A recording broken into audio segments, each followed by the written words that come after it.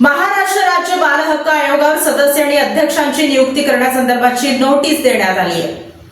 महाराष्ट्र राज्य बाल हक्क संरक्षण आयोगावर अध्यक्ष आणि सदस्यांचा कार्यकाळ 3 मे 2025 रोजी संपुष्टात आला।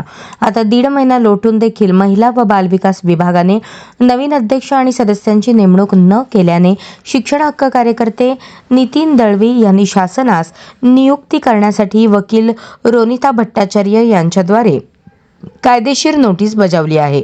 सन 2020 पासून 2022 पर्यंत देखील शासनाचे बाल हक्क आयोग रिकामा ठेवल्यामुळे हजारोंच्या संख्येने प्रकरणे प्रलंबित होती।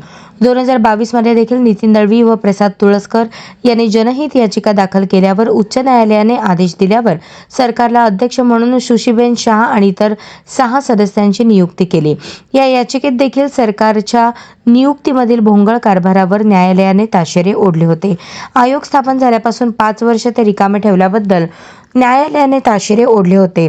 असे असून देखील सरकार परत तेच करत असल्याने बालकांच्या प्रश्नांबद्दल सरकार गंभीर नसल्याचा आरोप नितीन दळवी यांनी केला आहे।